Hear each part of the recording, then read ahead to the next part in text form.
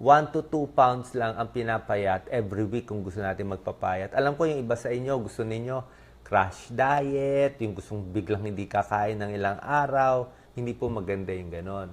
Yung iba naman, umiinom ng mga slimming pills, mga diet pills na pampadumi. Hindi po maganda yon. Kung meron kayo iniinom na pills sa abroad, alam ko yan, mga slimming tea, hindi po, basta pag nadudumi kayo bigla, pag ininom nyo yon or kinain nyo yung tableta, hindi po maganda yon.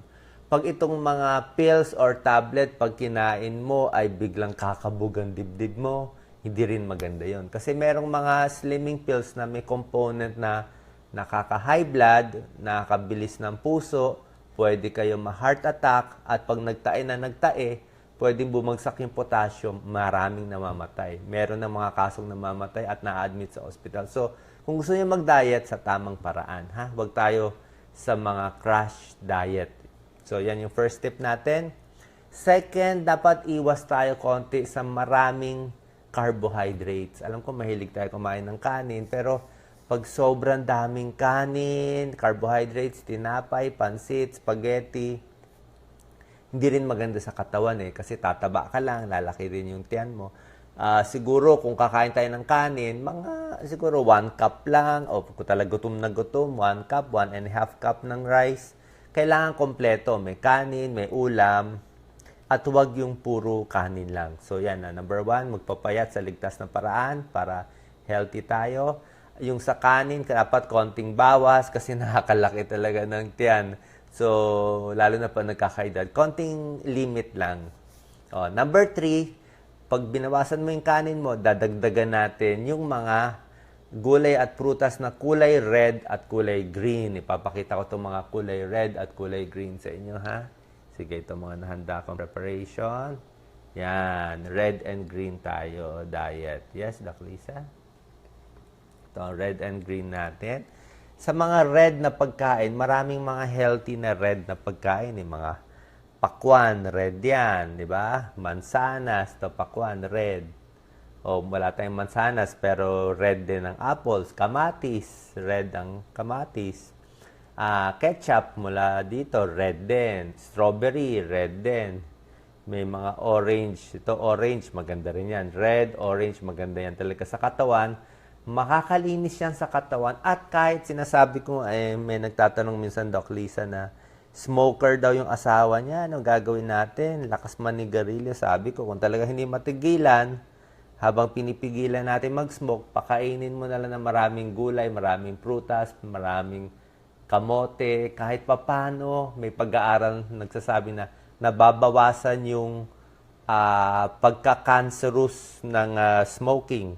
Yung cancer-causing ng smoking, nababawasan pagkakain ka nito. Medyo nakokontra. Tapos red and green diet, o mga red. Sa green naman, siyempre, kangkong, ampalaya, malunggay, cauliflower. Ito yung mga green diet natin. Okay, so yan ang number 3. Red and green diet, talagang parang detox siya.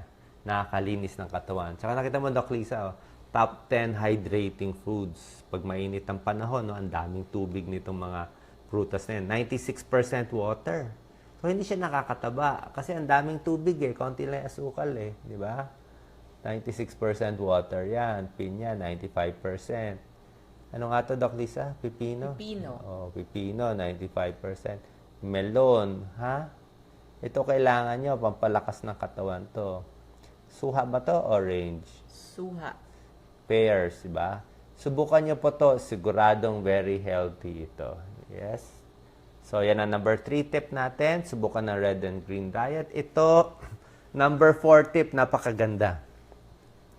Ito po, sa lahat na nakikinig sa atin, minsan dito tinuturo sa medical school o nursing school. Number 4 tip, galaw-galaw para hindi pumanaw. Galaw-galaw. Simple lang paraan para maging healthy, ha? Marami dyan, may sakit. Bakit nagkakasakit? Paano hindi gumagalaw-galaw Diba? Marami nagre-reklamo po sa inyo, sakit ng paa ninyo, masakit ng likod, hindi makadumi. Ang solusyon, simple lang po, maglakad-lakad. Ano ang benepisyo ng paglalakad? Pakita natin, Doc Lisa. Sobrang daming benepisyo ang paglalakad araw-araw, kahit mga Hindi naman kailangan 1 hour ang lakad eh. Dilakad sa umaga konti, sa tanghali. Tingnan nyo yung lakad niya. Ang ganda ng pagkalakad niya. Diretso ang leeg, diretso balikat. Diba? Ang ganda ng pagkalakad niya. Straight yung katawan. May rubber shoes siya. Yan ang tamang paglalakad. At ang daming benefits. Sa tamang paglalakad, gaganda posture mo. Ha? Lalakas yung muscle mo. Number 2, lalakas ang likod. Lalakas ang likod pag naglalakad. May mga pasyente tayo nakita, di ba, Doc Lisa? Hindi makadumi. Ayaw makadumi. Ang payo ko sa kanya, simple lang, maglakad-lakad. Pag naglalakad-lakad, gagalaw ang bituka mo. Siyempre, maaalog ka eh. Pag naalog, gagalaw yung bituka, madudumi ka. Diba? So, maganda dapat, wala kasing galaw eh. Walang galaw, kaya mahina circulation. Kung hirap kayo mag-isip, hirap magtrabaho, walang gana sa buhay, walang energy, maglakad-lakad. Pag nilakad mo yan, iinit ang katawan nyo, gaganda ang daloy ng dugo sa puso, sa utak. Pati yung tiyan, no, pampaliit ng bilbil, ang tamang paglalakad, pampaliit ng bilbil, pampaganda ng puwet, ng hips. Diba? Titigas yung hips mo. Tingnan nyo yung mga runner. Tingnan nyo yung mga tumatakbo, yung mga naglalakad sa mga Olympics, yung mga athlete natin, ang ganda ng katawan, di ba? Paano gumagana lahat ng muscles nila? Yung mga may cellulite, ano nga cellulite, Doc Lisa? Sa hita? May taba. Hindi naman bil-bil, pero malapit na doon. Yung parang may bil-bil ka dito, may stretch marks, yung parang kumukulubot yung hita mo sa dami ng taba. Yan, no? Nababawasan yung cellulite, nasusunog. Parang nag-liposuction ka na dito ng libre, yan, no? Na-lipo ka. Tapos pampaganda pa ng binti. Yan, Doc Lisa, lagi naglalakad. Kita nyo? Ang daming benepisyo ng paglalakad. Libre pa, mura pa, walang gagawin, walang bayad. Ni kahit sa doktor, walang bayad. Sa gamot, walang babayaran. Di ba? Kaya ako, araw-araw naglalakad kami, kahit hinihingal ako, ilalakad mo yan para gumana yung puso. Next time, tuturo kung gano'ng kadalas. Sa akin, mga 3 times a week, pwede maglakad. Mga 3 times a week, pwede tayo maglakad. Okay ba ang tip ko? Lakad-lakad lang. Hindi ko gano'ng ina-advise yung jogging. I mean, pwede mag-jogging kung bata ka. Kaya lang yung sobrang jogging, sobrang marathon, mamaya masira yung tuhod nyo. Lalo na tigas-tigas ng mga semento natin dito, pwede naman lakad na lang. Lakad muna or biking. Maganda rin ang biking. Bisikleta o lakad. Maganda yan para kahit sa mga may edad, may sakit, pwede yan. Walang bawal kasi lakad lang eh. Next, number 5 tip ko, parang detox natin. Tubig ang panglinis ng katawan. Dito tayo mag-focus, Doc Lisa. Yan. Kailangan uminom ng tubig. Simpleng-simple lang. Mga kababaihan, daming kong kakilala. Laging may UTI. Laging pag nakita mo yung pasyente, ay masakit pag-ihi, masakit ang likod ko, laging may infection, may bacteria. Mamaya, kidney failure pa yan na may urinary tract infection sila. Urinary tract infection. Pinipigilan yung ihi, di ba? Ang simple lang ang kailangan natin para lumakas, uminom ng maraming tubig. Mga 8 to 10 glasses of water. Pinakita ko kanina yung mga prutas na maraming tubig, ha? Ayan, no? Parang uminom ka na rin ng tubig niyan. Di ba? Counted na rin yan. Kumain ka ng pakwan, parang isang basong tubig na yan, mga 2 hiwa. So, nakabilang na yan sa 8 to 12 glasses of water. Pero yung tubig, good for urinary tract infection, sakit sa bato, at pampaganda pa yan. Gaganda ang kutis mo. Ha? So, napakahalaga yan. Parang detox tips natin. Kung ayaw nyo sumakit ang ulo, inom ng tubig. Ayaw nyo ma-migraine, inom ng tubig. Ayaw nyo kumulubot ang muka, uminom ng tubig yan. Inom, ligo. Maganda rin yan. See? Yan ang ating number 5 tip sa detox or panibagong ikaw. Number 6 tip, ito number 6. Kumain ng prutas, na special na prutas na siksik sa bitamina. Halos lahat naman ng prutas maraming benefits eh. Ito pagkain nito, minsan gusto ko gino-juice sila, di ba? Minsan gino-juicing, pwede mo gawing juice. Pero sa akin, mas healthy ang tunay na prutas kaysa sa mga nabibiling bote na fruit juice. Pag yung nakalata, nakabote kasi, lalagyan na nila ng maraming asukal eh. Ito ang asukal niya po, natural. So, natural yung asukal niya. Siyempre, ingat-ingat pa rin. Hindi rin naman dapat sobra dami. Pero, mas maganda konti sa katawan itong mga prutas. Pakita natin na isa-isa. Ako na, Lisa. So, number 1, tignan mo itong pineapple. Oh. Pineapple, maganda yan sa digestion. Para sa buto. Diba? Ito, favorite natin. Ang pinakamasustansyang prutas para sa akin. Banana, saging. Mamaya, papakita ko mga benefits. Isa lang dito yung tryptophan. Pampasaya ang banana para sa ulcer. Yan ang saging. Ito, mansanas. Napaka-healthy. An apple a day keeps the doctor away. Ang apple, may pectin yan eh. Ano, nakakababa ng bad cholesterol.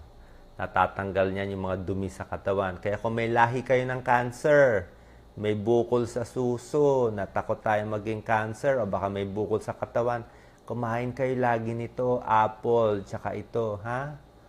Para imbis na kumain tayo ng mga baboy, laman loob na nakakataas ng cancer risk at baka maging cancer yung mga selula natin, kumain kayo marami nito, kahit papano, meron kayong good vitamins, good in itong mga components na baka makatulong at makaligtas sa buhay ninyo. Ito sa abroad, maraming cherries pero wala tayong cherries dito. Mahal eh. Lemon, pwedeng lemon. Kung mahal ang lemon, magkalamansi na lang. Kalamansi water, maganda sa katawan, sa tiyan, pampalakas. Dito sa bad breath din. Ito yung lagi kong sinasabi, ang pakwan, meron siyang arginine. Ang arginine, pampaluwag ng ugat natin sa katawan yan. Arginine yan eh. Okay, pampaluwag ng ugat, maganda sa puso, maganda sa utak. Ito, pampaganda sa mga kababakaihan. Mahal lang ang orange eh. Dalandan na lang, di ba? Kung mahal, magtanim na lang tayo kung ano yung magandang prutas sa atin. Ako, pampaganda ng skin. Bakit? Vitamin C, syempre, di ba? Mas maganda tong vitamin C ng prutas na gawa ng Diyos para sa atin, much better than any tablet o any vitamin na iinumin mo tableta.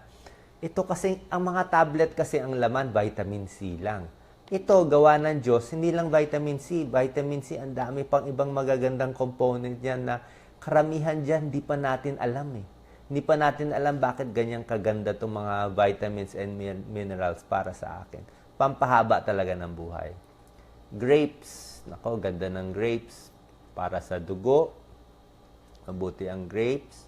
Sa mga may sakit, okay din ang grapes. So, grapes, So, yan. Ang ganda ba nito mga pinapakita natin? So, number 6 tip ko yan. Number 7 tip, para maging healthy tayo, dapat regular ang ating pagdumi. Okay? Bakit kailangan regular? Kasi pag yung magdudumi lang kayo ng 3 times bawat 3 araw, isang beses lang dudumi, o once a week lang. Kung sa isang linggo, isang beses lang kayo dudumi. Ang mangyayari, mag-iipon yung dumi sa katawan. So, naka-imbak yung dumi, nakadikit sa bituka. Pag nakadikit sa bituka, hindi natin gusto eh. Kasi yung dumi, siyempre madumi siya. Tapos, baka maging cancer, baka maging colon cancer, rectal cancer, sigmoid cancer. Kaya nagiging cancer, nakadikit kasi matagal yung dumi do sa mga balat natin. Kaya dapat regular yung pagdumi mo. Kung kaya sana, everyday, isang beses, para laging alis ng alis yung dumi sa katawan natin. Ha?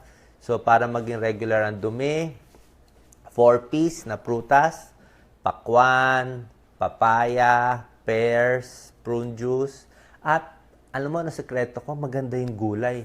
At isang pinakamagandang gulay, yung lettuce. Yung lettuce, napakaganda sa, yung hindi kayo makadumi. Yung hilaw na gulay na ginagawang salad, kumain kayo mga 1 cup sa tanghali, 1 cup dito, sure ako, 100%. Para ka nang nag-fiber supplement. Ako, nag-try ako ng fiber supplement eh. Kung nagpa-fiber supplement kayo, di ba, para sa pagdumi, fiber supplement, iwas colon cancer, iwas hemorrhoids. Ang pinaka-fiber supplement ko, yung lettuce. Parang mas effective siya. Iba yung pagka-fiber ng lettuce, di ba, Doc Lisa? Laging lettuce pinapabili ko sa'yo. Yung lettuce na medyo malambot siya. Lechugas, medyo malambot-lambot. Hindi yung matigas. Hindi yung pechay, matigas eh. Yung lettuce na malambot, pag dumumi ka, perfect talaga. Kunin ka sa ref. Hindi, okay lang. Perfect. Marami daw siya sa ref eh. Perfect yon. Mas effective than the fiber supplement. Yung fiber kasi, nagtitake din ako, para lang siyang synthetic eh, fiber. Tapos para siyang styrofoam, pag binasa mo. Hindi ganun kaganda yung paglabas sa dumi. Hindi katulad ng prutas talagang perfect. Ha? Yan ang tip ko sa inyo. Number 7 na yon. Number 8, kailangan matulog. Diba? So, number 7 ko, regular pagdumi. Happy ka na dyan. Number 8, kailangan ng tulog. Yung iba naman, kulang sa tulog. Ayan, pinakita na ni Doc Lisa ang lettuce niya. Lagi po kaming marami nito sa aming ref. Sige. Yan. Masarap po siya, lalo na pag gutom kayo, wala kayong makuhang merienda sa ref, ito na lang kainin nyo. Itong arugula. Sarap nitong arugula. Ito yung dinadagdag namin para masarap din yung lasa. At syempre, ang sausawan nito ay hindi Thousand Island, hindi mayonnaise, hindi siya yung mamahaling sauce. Ano nga, sausawan mo? Perfect eh. Gumamit tayo ng konting olive oil, lagyan natin ng konting tubig, asukal, asin, at balsamic suka, or kahit po regular na suka, pwede din. Suka base lang, para siyang vinaigrette. Yes. Yan, para hindi tumaba.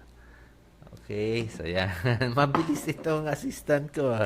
Mabilis siya kumuha ng tips. So, number 7 yan. Number 8, para talaga maging detox at healthy lahat, kailangan kompleto ang tulog. Ito, pakita natin. Sino may problema sa tulog? Comment, love, lahat may problema sa tulog. Hindi makatulog, laging gising ang tawag nila, gising yung utak. Isip. Ito, ayan, good sleep. Yan ang pang-detox natin. Ano benepisyo ng pagtulog? Siyempre, pag makatulog ka, bawas stress. Ang ganda ng memory mo, pasado ka sa school, di ba? Nakatulog ka eh. Lalakas ang katawan mo, hindi ka magkakasipon. Di ba? Mas happy ka, hindi ka sad, hindi ka mainitin ng ulo. Nakatulog eh. Mas marami kang energy, hindi ka tutumba-tumba sa umaga. Paano nakatulog ka eh? Good sleep eh. Diba? Anong tips para makatulog? Kailangan medyo pagod. Ha? Katulad sinabi ko kanina, lakad-lakad. Pag pagod, masarap ang tulog. Mga nagle-late, mga laborer, trabahante.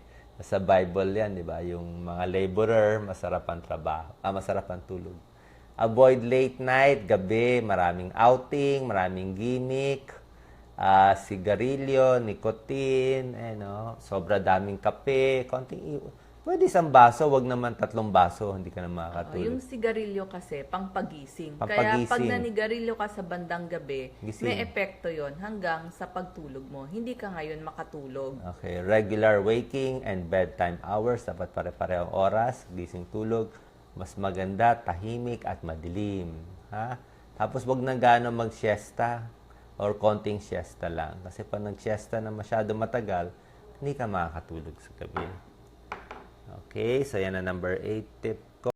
Number 9 tip, syempre maganda rin magpapa-check up kahit once a year para siguradong okay tayo. And number 10, sa multivitamins, ako paminsan-minsan nagtitake naman ako, lalo ngayon masyadong mainit, napawisan ka.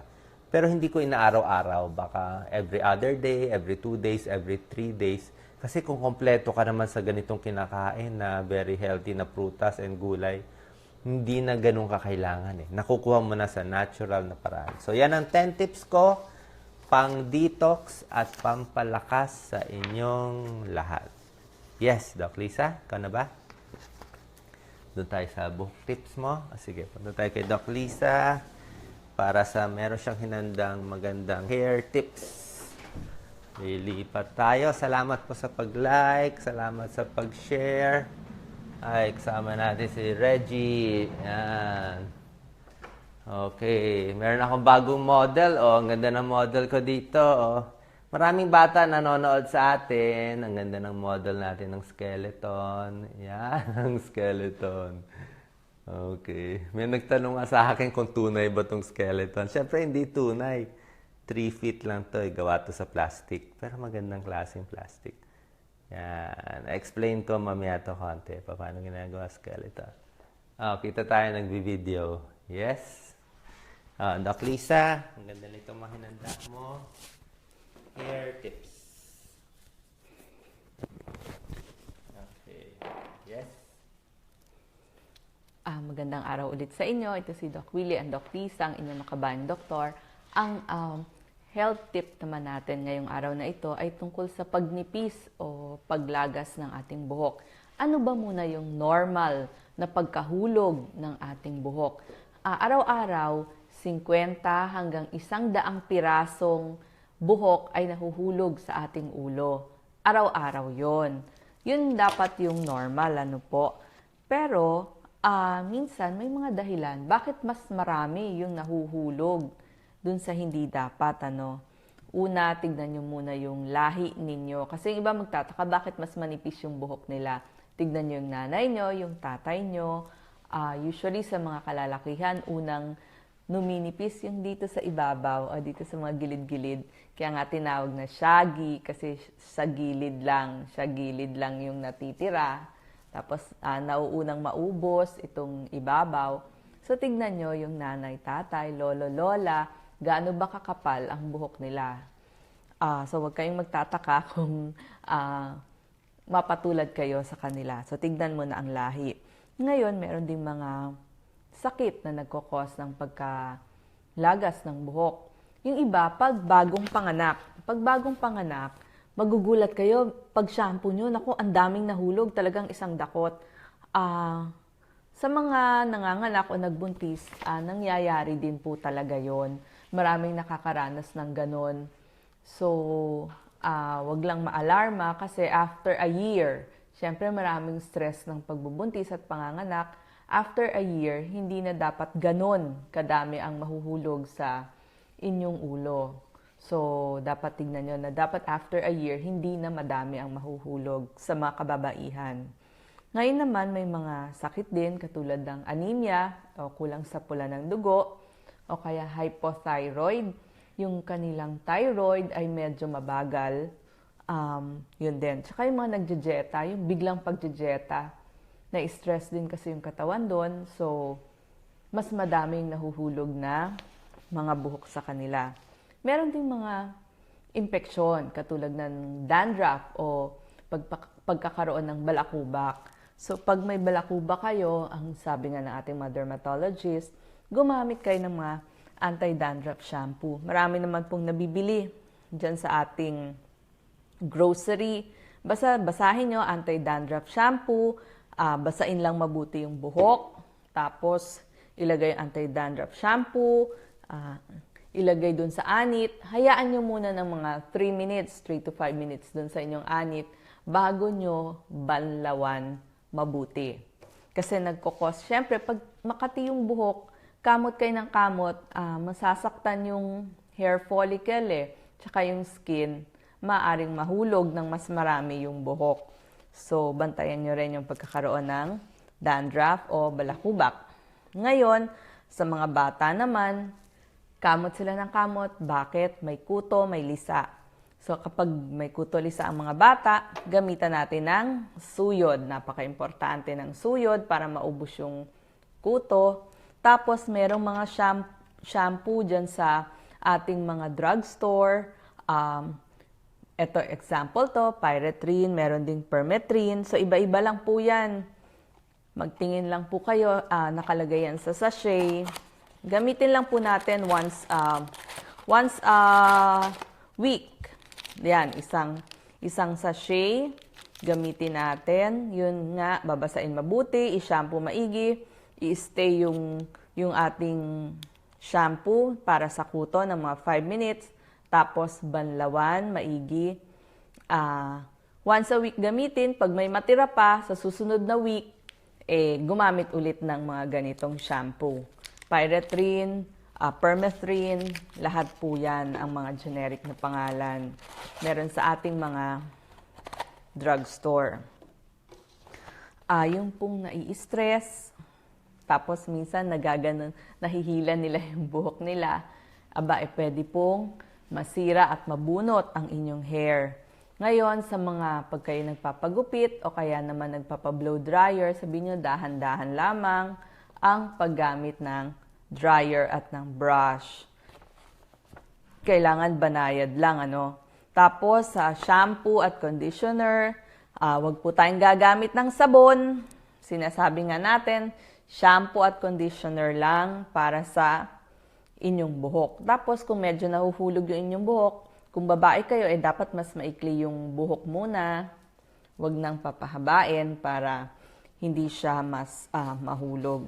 Ngayon, sabi ni Dr. Catigo, yung ating kaibigan na dermatologist, sa mga kalalakihan, kapag medyo nagsisimula na numipis ang ating buhok, punta po kayo sa inyong dermatologist kasi may binibigay sila yung mga finasteride o minoxidil. Yun po yung mga generic name nun, para medyo kumapal yung ating buhok. So, merong paraan kasi ng paglalagay nun, ituturo sa inyo ng inyong dermatologist. Yun po. So, magpunta lang kayo. Mas maganda daw kasi maglagay ng mga minoxidil kapag nagsisimula pa lang at habang bata kayo. Pag kasi matagal nang nawala ng buhok doon sa parting yon, medyo mahirap nang patubuin ulit o magkaroon ng tutubong buhok. So, kailangan bata-bata pa kayo, ipapaayos na sa ating dermatologist. Ang ating mga other advice pa pag tungkol sa buhok, syempre, meron dyan mga shampoo at conditioner, meron mga biotin, aloe vera, vitamin C and E, jojoba, okay lang po yun. Pwede niyong gamitin lahat yon. Pag magtatali ng buhok, dahan-dahan po ang paghila. Wag naman masyadong hilang-hila. Pag ho tayo ay magtutuyo ng ating buhok, banayad lang. Pag tinatawel natin, wag naman ng grabe ang kuskos. Kasi syempre, mapupulalo yung ating buhok. So sana po nakapagbigay ako ng mga tips para sa pagkakaroon ng magandang buhok. Salamat po. Okay, Doc Lisa. Yes. Tignan natin mga comments nila. Yes, Norma Lim, good morning. Yes, mga mo, Doc Lisa. Yung anak daw niya gumagaya sa atin. Actually, maraming bata ang gumagaya sa akin eh. Oh. Yes, hinihikayat natin ang ating mga kabataan. Gagawa tayo ng episode. Actually, itong episode ko pang kabataan sana to. So, lahat ng mga bata, sunod lang kayo kay Doc Willie para healthy tayo, ha? Pag nakita nyo si mommy, si daddy nyo kumakain ng taba, pagalitan nyo, ha? Sabihin nyo na, bakit kayo kumakain ng taba? Dito tayo, Doc Lisa. Ito, papakita ko lang, ha? Ito sa mga bata, ang ganda ba ng model natin? So, ito yung papakita natin. Sige, ako naman, Doc Lisa. Papakita natin itong model sa kanila. Yan, okay. Alam nyo ba, mga bata, para saan itong para saan ang buto? Ang purpose ng buto natin, kita mo, ito yung ginawa ng Diyos para sa atin. No? Ganito yung katawan natin. No? Okay? Hawakan nyo yung mga katawan nyo, yung buto nyo, kailangan kompleto. So, bakit ginawa ng Diyos na ganito yung buto natin? So, ito, meron tayong buto na skull. Ang purpose nito ay para hindi maprotektahan ng brain natin. Di ba? Napakahalaga ng utak. Kaya nga, ang tigas-tigas nito, ayan, no? Diba? Nakaprotect siya baga sa kaya aalagaan nyo, wag magpapauntog, wag magpapabagok. See? Ang mata, napakahalaga. Kaya kita mo yung eyeball. So, ito yung eyeball, yung orbit para hindi matusok yung mata. Nakaprotect siya talaga. Ang puso natin, ang baga, napakahalaga ng puso at baga. Diba? Kaya nakatago sa loob dito. Ito mo ginawa. Papakita ko sa inyo. Talagang nakatago siya para siyang kuweba sa loob. Yan ang tawag sa kanya, rib cage, mukhang cage. Bakit may rib cage tayo dito sa loob? Di ba? Kahit suntukin mo dito, okay yung sa puso. May tutusok dito, okay sa baga. Kailangan may butas para mag-expand. Ang problema lang minsan, pag nag-aaway, nagsaksak, may sumaksak, baka lumusot dito eh. Pag lumusot, matutusok yung puso. Pero pag tumama sa buto, okay. Yan ang purpose niyan. Napakaganda. So ito yung hips natin. Kita nyo, ang ganda ng hips natin, no? Ito yung hips natin. Ito po yung tinatawag natin sit bones. Ngayon, nakaupo kayo, di ba? Nanonood kayo, mga bata. Hawakan nyo dito sa may puwet nyo, ha? Dito kayo umuupo, oh. Dito, ito yung sit bone, no? Dapat dito ka nakaupo. Sa mga nagbibisikleta, dito kayo umuupo sa sit bone nito. Kaya yung bisikleta, minsan iba isang puwet dito, isang puwet. Kailangan maganda yung muscle nyo dito, malaki yung muscle sa puwet para hindi maipit yung mga ugat. Yan ang sit bone. Sa mga nanay, Doc Lisa, alam mo to, ano tong butas na to? Diyan lalabas ang bata. Diyan lalabas ang bata. Pero like si Doc Lisa, may diferensya yung itong birth canal niya, hindi siguro ganong pantay, hindi lumalabas yung ulo ng anak namin, kailangan cesarean. So, yan yung sinasabi na dapat maluwag itong sipit-sipitan, makalabas yung ulo ni baby sa mga kababaihan. Ganda ba? Meron pa akong trivia sa inyo. Alam nyo ba ang pinakamahabang buto sa katawan? Yes, Doc Lisa. Ano yung pinakamahabang buto? Tingnan nyo nga, paano ba tumangkad? Paano tumangkad? Ang pinakamahabang buto ay, syempre, ang hita, femur. Kita mo? 25%, I think 25% ng tangkad nyo dito sa hita nang gagaling. Kaya pag ang hita nyo medyo maiksi, doon tayo hindi tumatangkad. Ang ganda, oh. See? Ang pinakamaingat, complicated joint sa atin, itong knee joint. Marami sa inyo masakit ang tuhod. Paano? Napakahalaga nitong knee joint. Ito yung pinakamahalaga sa lahat, itong knee joint. Pakita mo, Doc Lisa, itong knee joint. Yan. Yung bigat natin, pag overweight tayo, sobra tayo, dami ng kanin na kinain, ang magdadala itong tuhod natin. Ha? Tuhod, napakahalaga. So, yung bigat nandyan, tapos ito sa paa, hanggang dito sa paa.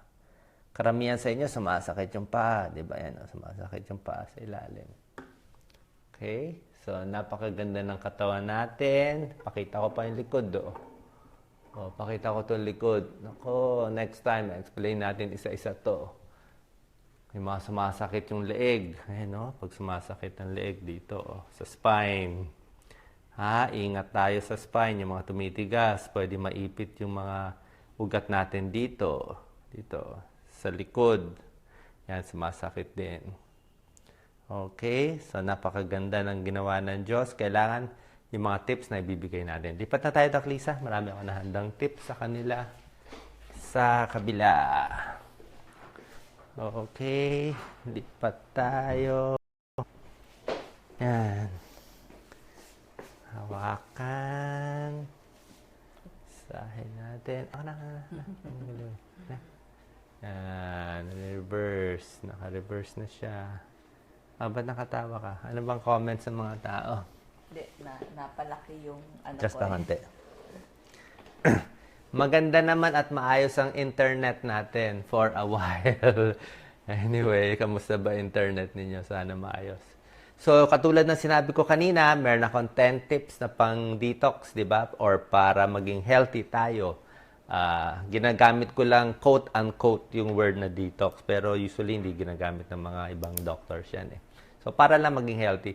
Ngayon, meron pang kakaiba ako nakita tungkol sa prutas at gulay. Parang medyo ang na-prepare ko ngayon parang believe it or not eh. Parang health trivia, pero tunay naman. Meron ako papakita sa inyong nakakatuwa. Yes, pakita mo to, Doc Lisa. Kung titignan nyo, nakakagulat kasi merong mga prutas at gulay na medyo kahawig sa organ ng katawan natin. At kung kahawig siya sa organ ng katawan natin, nakakataka, hindi natin alam, baka ginawa ba to ng Diyos na ganyan, na medyo kahawig yung prutas at ganun din ang benepisyo. Ano ba tong sinasabi ko? Halimbawa, itong carrots. Okay? Ang carrots, kung titingnan nyo, ganito ang itsura niya. Ang carrots, maganda siya, very yellow-orange, may tulong siya sa ating mata. Pero kung titignan mo yung itsura ng carrots, ayan, ako na, Doc Lisa. Medyo para siyang mata, di ba? Good for the eyes. Medyo hawig. So, para madali tandaan, ang carrots, mabuti sa mata, hawig. Pangalawa, tingnan natin to. Kita mo yung kamatis. Alam naman natin, ang kamatis, tomato, meron siyang lycopene. Ang lycopene, maganda sa puso. Pero pag ang hiniwa mo ang kamatis, may 4 siyang chamber, oh. Kamukha siya ng puso. So, itong puso, mukhang hawig siya sa kamatis. Ayan, oh. So, nakakatawa. Baka coincidence lang to, hindi natin alam. Pero nakakatawa. Ito naman pangatlo, tingnan natin. Ito nakakagulat talaga. Ang mani, alam natin, ang mga mani, mabuti siya sa utak. Diba? Nuts, good for the brain. Pwede siyang brain food. Tingnan nyo ang itsura ng walnut. Oh. Yan ang walnut pag binuksan. Parehong-pareho siya sa itsura ng utak. Yan. Parang pareho siya sa itsura ng utak. Oh. Parang pareho. So, medyo may pagkakahawig. Tapos, ito naman. Tingnan natin ang beans. Oh. Ang beans, alam naman natin ang beans, gulay. Ang itsura niya, medyo hawig sa ating kidneys.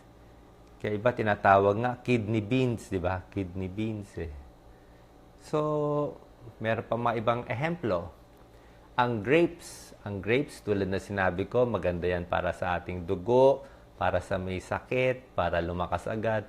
At ang tsura ng grapes, lalo na ang red grapes, kahawig sa blood cells. Eh, no? Parang grapes ang red blood cells. Eh. Ang kidneys naman natin, katulad na sinabi ko kanina, kahawig siya ng kidney beans. Eh, no? Mukhang kidney shape talaga siya. At ito pa, Doc Lisa, laging favorite natin to, sweet potato. Kamote. Kamote. Ang kamote, yellow-orange, maraming antioxidants yan. Pwede yan sa smoker. Pwede rin niya sa diabetic, ha? Kita niyo itsura ng kamote, medyo hawig siya sa itsura ng pancreas. Medyo hawig sa itsura. Sa madali tandaan, pancreas para sa diabetes, pwede ang kamote. At huli sa lahat, ang mga citrus fruits, mga oranges, oh, tingnan mo, Doc Lisa. Anong parte ng katawan kahawig ang oranges? May vitamin C, may tulong sa breast ng kababaihan, sa suso ng kababaihan. So, nakakatuwa lang itong mga prutas at gulay na gawa ng Diyos sa atin na healthy para sa ating katawan. Yes. Anong comment mo, Doc Lisa? Natuwa ba? Inaral ko siya maigi. Sabi ko, oo nga, no, kamukha. Lalo na yung sa walnut, medyo hawig siya. At dito sa mga tinuturo kong para healthy tayo lahat sa abroad at dito, alam niyo naman, health is wealth.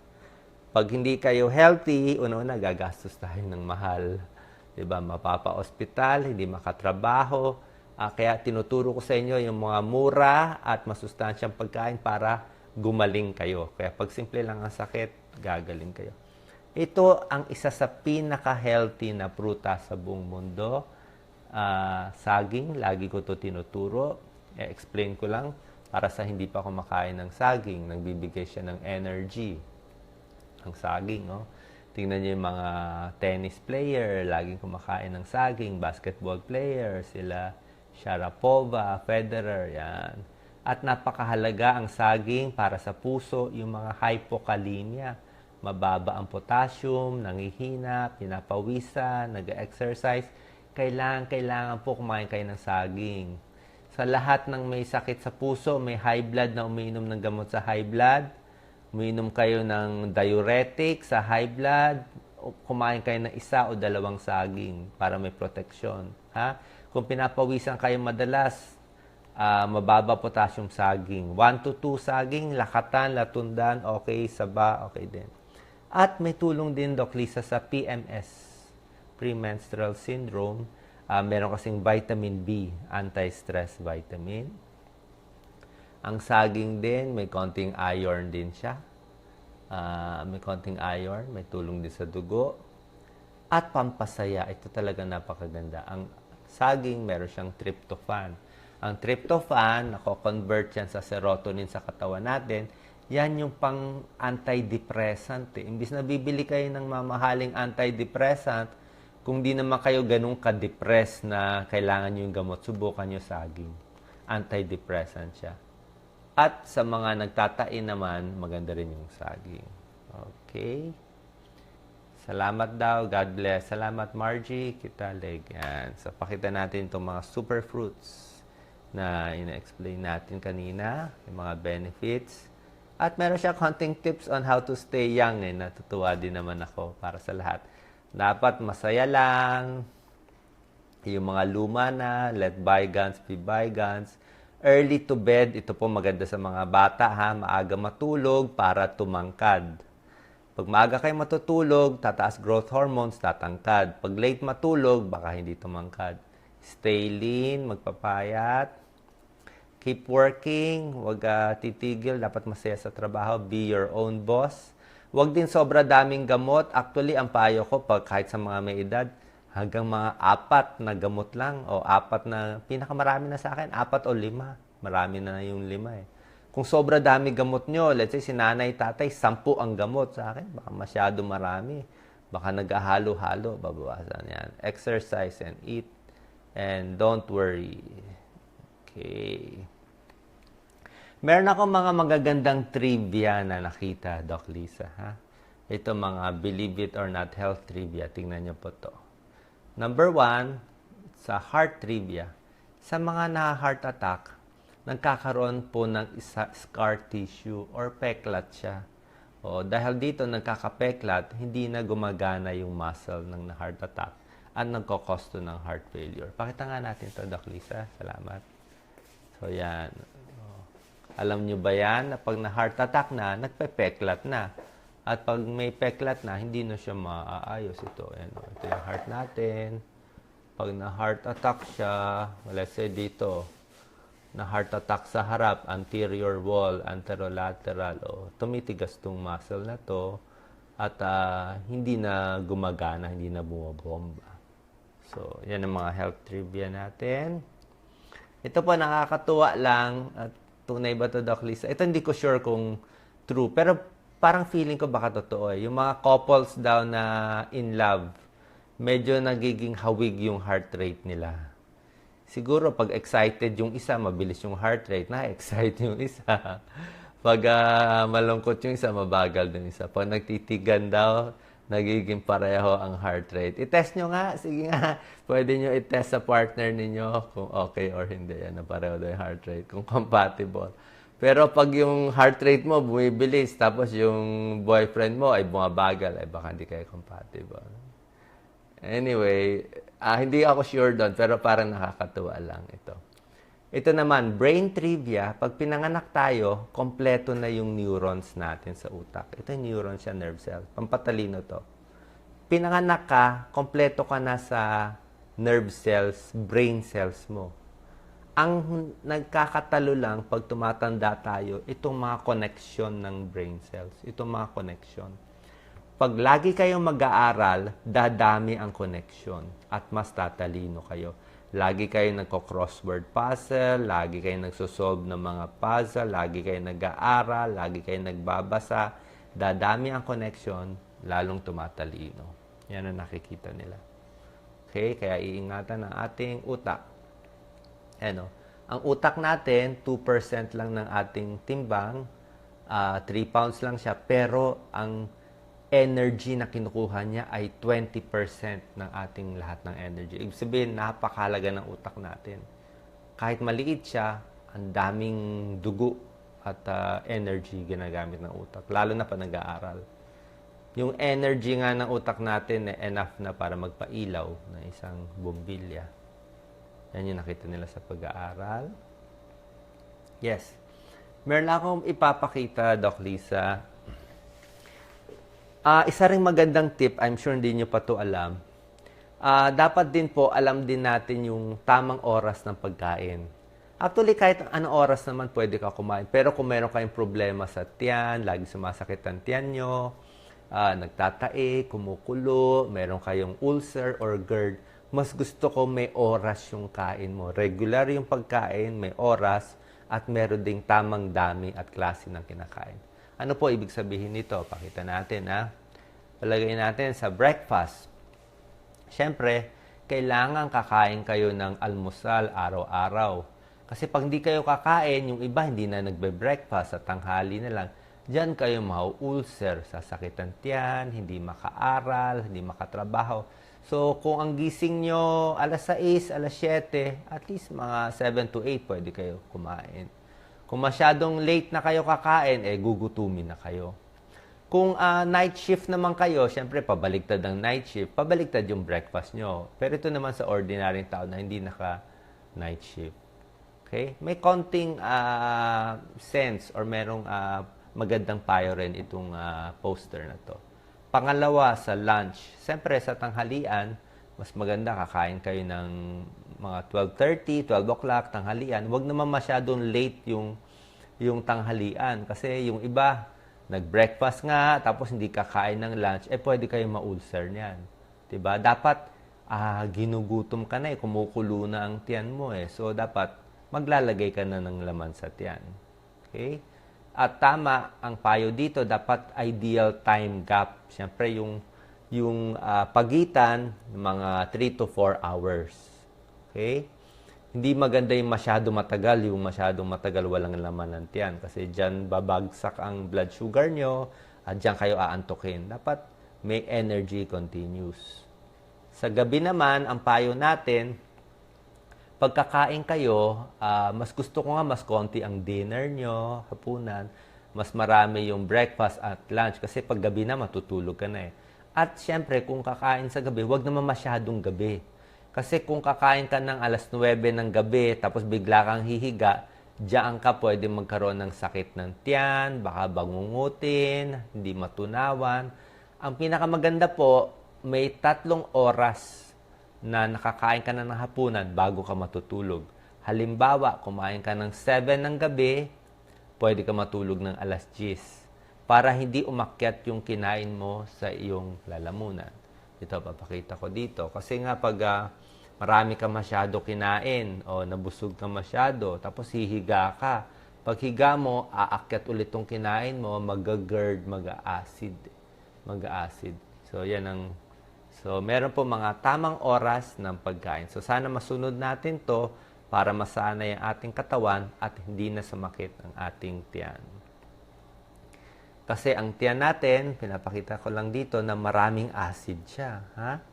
Ito yung hydrochloric acid na pangtunaw ng ating pagkain. Actually, sobra tapang itong acid na to O, magtataka kayo, bakit hindi nasisira yung tiyan natin? Hindi nasisira yung tiyan natin kahit maraming hydrochloric acid kasi merong lining ang ating stomach. Meron tayong stomach lining na pinoprotektahan ng ating tiyan. Pero pag may ulcer ka, nasisira yung lining. At dahil dyan, nabubutas at pwedeng sumakit ang tiyan. Kaya susundin natin yung mga tips ng tamang pagkain para hindi sumakit ang tiyan. Okay? Yes, Doc Lisa? Meron din akong konting tips na hinanda para sa inyo. Para ito naman, tamang pagkain sa buntis. Kasi alam kong maraming gustong magbuntis. At hindi nyo alam, baka mamaya buntis na pala o balak gumawa ng baby. Ito naman yung diet for pregnant women. Yan, ito diet for pregnant women. Doc Lisa, bago mo tulungan. So, kung balak nyo magbuntis o kahit hindi pa buntis, ang kailangan nyo, folic acid na foods. Okay? Paggawa ng red blood cells para hindi maging abnormal yung baby. So, ito yung mga pagkain mataas sa folic acids. Okay? Sa mga buntis na nagsusuka, ito maganda, luya, ginger. Vitamin A sa mata, pampalakas ng immune system. So, ito pang buntis yan, ha? Yan ang mga pagkain. Itlog, very healthy po ang itlog. Pwede po yan. Para sa healthy pregnancy, kahit hindi pa buntis, kasi hindi mo alam kailan kayo magbubuntis, balanced diet, mahabang tulog, bawas sa stress. Ito, meron mga nadidepress. Kailangan ng supplement. At iiwasan natin itong mga sigarilyo, alak, at yung basta-bastang pag-inom ng gamot. Tuloy, yung mga buntis, hindi ko nga pinapayong uminom basta-basta ng gamot